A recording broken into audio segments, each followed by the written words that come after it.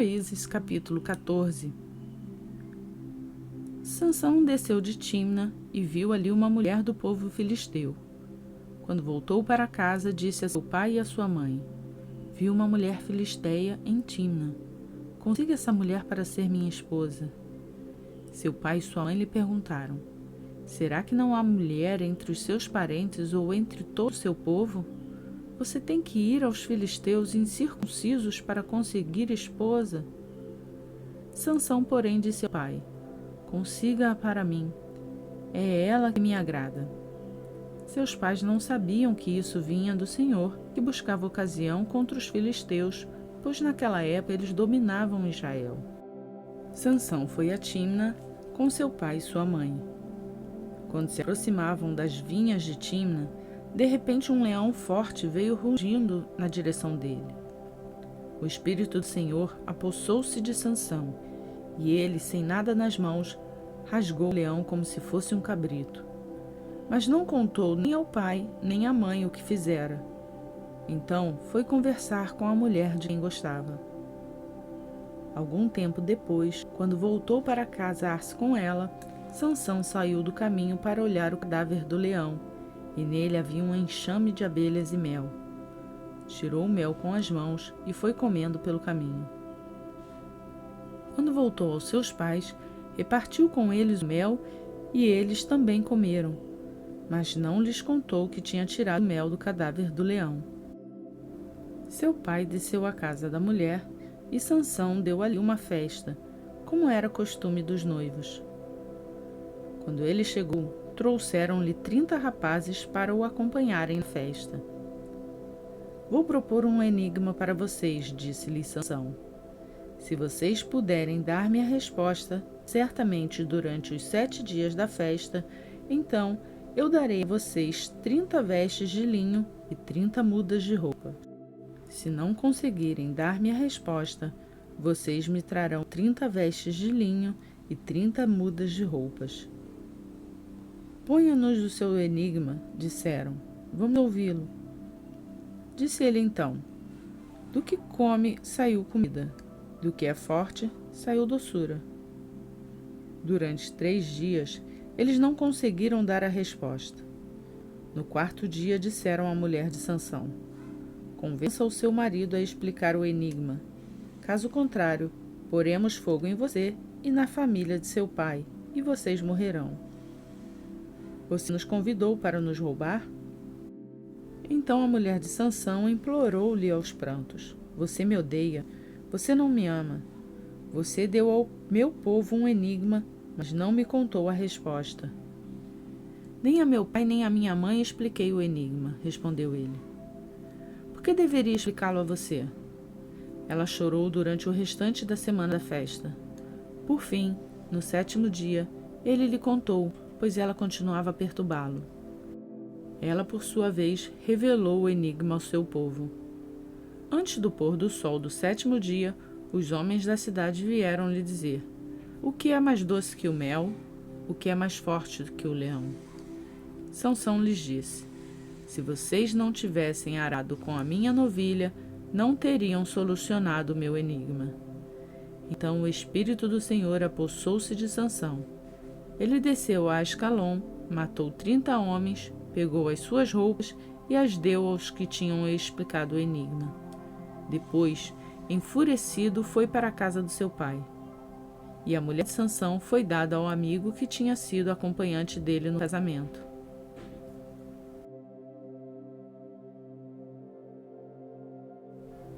Juízes, capítulo 15. Algum tempo depois, na época da colheita do trigo, Sansão foi visitar a sua mulher e levou-lhe um cabrito. Vou ao quarto da minha mulher, disse ele, mas o pai dela não quis deixá-lo entrar. Eu estava tão certo que você a odiava, disse ele, que a dei ao seu amigo. A sua irmã mais nova não é mais bonita? Fique com ela no lugar da irmã. Sansão lhes disse: Desta vez, ninguém poderá me culpar quando eu acertar as contas com os filisteus. Então ele saiu, capturou 300 raposas e as amarrou aos pares pela cauda. Depois, prendeu uma tocha em cada par de caudas, acendeu as tochas e soltou as raposas no meio das plantações dos filisteus. Assim, ele queimou os feixes, o cereal que iam colher e também as vinhas e os olivais. Os filisteus perguntaram: quem fez isso? Responderam eles: foi Sansão, o genro do Timnita, porque a sua mulher foi dada ao seu amigo. Então os filisteus foram e queimaram a mulher e seu pai. Sansão lhes disse: já que fizeram isso, não sossegarei enquanto não me vingar de vocês. Ele os atacou sem dó nem piedade e fez terrível matança. Depois desceu e ficou numa caverna de rocha de Etã.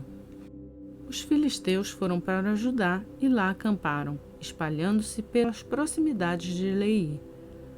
Os homens de Judá perguntaram: por que vocês vieram lutar contra nós? Eles responderam: queremos levar Sansão amarrado para tratá-lo como ele nos tratou.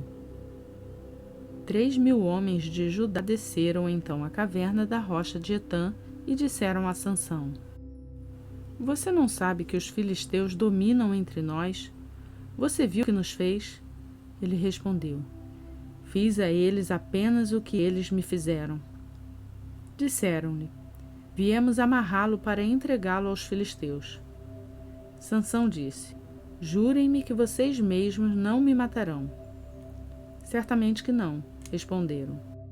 Somente vamos amarrá-lo e entregá-lo nas mãos deles. Não o mataremos. E o prenderam com 2 cordas novas e o fizeram sair da rocha. Quando ia chegando a Leí, os filisteus foram ao encontro dele aos gritos, mas o Espírito do Senhor apossou-se dele.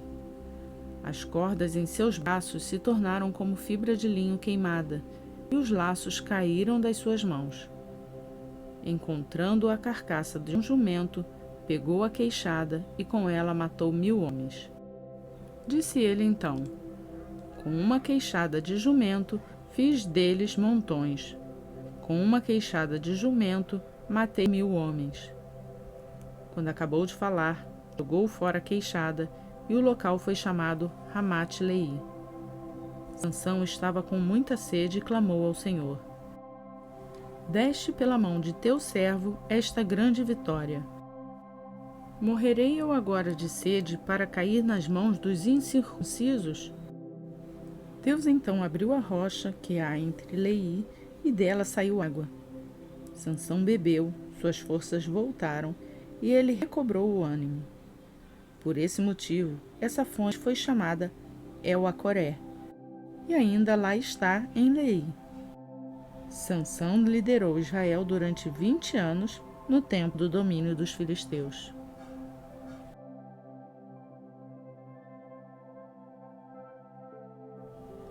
Atos dos Apóstolos, capítulo 27. Quando ficou decidido que navegaríamos para a Itália, Paulo e alguns outros presos foram entregues a um centurião chamado Júlio, que pertencia ao regimento imperial. Embarcamos num navio de Adramítio, que estava de partida para alguns lugares da província da Ásia. E saímos ao mar estando conosco Aristarco, um macedônio da Tessalônica. No dia seguinte, ancoramos em Sidom, e Júlio, num gesto de bondade para com Paulo, permitiu-lhe que fosse ao encontro dos seus amigos para que estes suprissem as suas necessidades. Quando partimos de lá, passamos ao norte de Chipre, porque os ventos nos eram contrários. Tendo atravessado o mar aberto ao longo da Cilícia e da Panfilha, ancoramos em Mirra, na Lícia. Ali, o centurião encontrou um navio alexandrino que estava de partida para a Itália, e nele nos fez embarcar. Navegamos vagarosamente por muitos dias e tivemos dificuldade para chegar em Cnido. Não sendo possível prosseguir em nossa rota, devido aos ventos contrários, navegamos ao sul de Creta, defronte de Salmona. Costeamos a ilha com dificuldade e chegamos a um lugar chamado Bons Portos, perto da cidade de Laceia. Tínhamos perdido muito tempo e agora a navegação se tornava perigosa, pois já havia passado o jejum. Por isso, Paulo os advertiu: Senhores, vejo que a nossa viagem será desastrosa e acarretará grande prejuízo para o navio, para a carga e também para a nossa vida. Mas o centurião, em vez de ouvir o que Paulo falava, seguiu o conselho do piloto e do dono do navio. Visto que o porto não era próprio para passar o inverno, a maioria decidiu que deveríamos continuar navegando com a esperança de alcançar Fenície e ali passar o inverno. Este era o porto de Creta, que dava para sudoeste e noroeste. Começando a soprar suavemente o vento sul, eles pensaram que haviam obtido o que desejavam. Por isso, levantaram âncoras e foram viajando ao longo da costa de Creta. Pouco tempo depois, desencadeou-se da ilha um vento muito forte chamado Nordeste. O navio foi arrastado pela tempestade sem poder resistir ao vento. Assim, cessamos as manobras e ficamos à deriva. Passando ao sul de uma pequena ilha chamada Clauda, foi com dificuldades que conseguimos recolher o barco salva-vidas. Levantando, lançaram mão de todos os meios para reforçar o navio com cordas e, temendo que ele encalhasse nos barcos de areia de Sirte, baixaram as velas e deixaram o navio à deriva. No dia seguinte, sendo violentamente castigado pela tempestade, começaram a lançar fora a carga. No terceiro dia, lançaram fora com as próprias mãos a armação do navio. Não aparecendo nem sol nem estrelas por muitos dias e continuando a abater-se sobre nós grande tempestade, finalmente perdemos toda a esperança de salvamento. Visto que os homens tinham passado muito tempo sem comer, Paulo levantou-se diante deles e disse: Os senhores deveriam ter aceitado meu conselho de não partir de Creta, pois assim teriam evitado esse dano e prejuízo. Mas agora recomendo que tenham coragem, pois nenhum de vocês perderá a vida. Apenas o navio será destruído. Pois ontem à noite apareceu-me um anjo do Deus a quem pertenço e a quem adoro, dizendo-me: Paulo, não tenha medo. É preciso que você compareça perante César. Deus, por sua graça, deu-lhe a vida de todos os que estão navegando com você. Assim, tenham ânimo, senhores.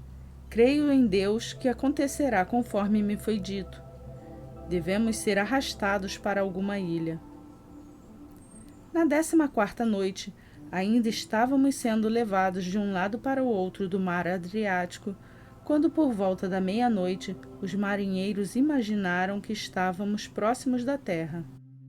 Lançando a sonda, verificaram que a profundidade era de 37 metros. Pouco tempo depois, lançaram novamente a sonda e encontraram 27 metros. Temendo que fôssemos jogados contra as pedras, lançaram 4 âncoras da popa e faziam preces para que amanhecesse o dia. Tentando escapar do navio, os marinheiros baixaram o barco salva-vidas ao mar, a pretexto de lançar âncoras à proa. Então, Paulo disse ao centurião e aos soldados: Se estes homens não ficarem no navio, vocês não poderão salvar-se. Com isso, os soldados cortaram as cordas que prendiam um barco salva-vidas e o deixaram cair. Pouco antes do amanhecer, Paulo insistia que todos se alimentassem, dizendo: Hoje faz 14 dias que vocês têm estado em vigília constante sem nada comer. Agora, eu os aconselho a comer algo, pois só assim poderão sobreviver. Nenhum de vocês perderá um fio de cabelo sequer. Tendo dito isto, tomou o pão e deu graças a Deus diante de todos. Então partiu e começou a comer. Todos se reanimaram e também comeram algo. Estavam a bordo 276 pessoas. Depois de terem comido até ficarem satisfeitos, aliviaram o peso do navio, atirando todo o trigo ao mar.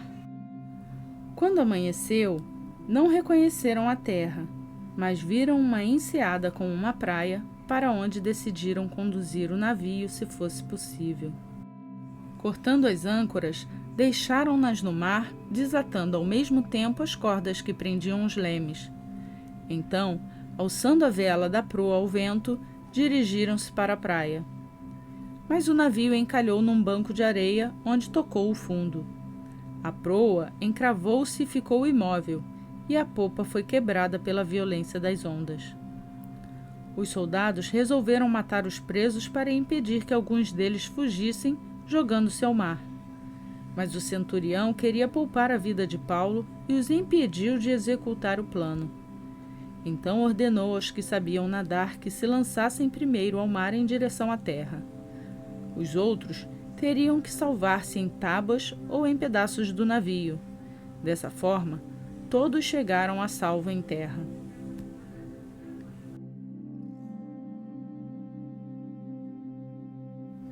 Hoje concluímos a leitura do dia 116 do nosso plano de leitura bíblica.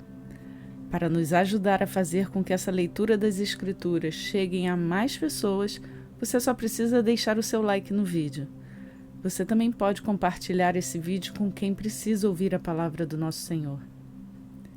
Para quem chegou aqui agora no canal, se inscreva e ative o sininho para ser notificado quando um novo vídeo for postado. E nos siga também nas redes sociais do Facebook e Instagram. E lembre-se de meditar na palavra que você leu hoje. Ficamos por aqui, que Deus abençoe o seu dia e até amanhã, se assim Ele nos permitir.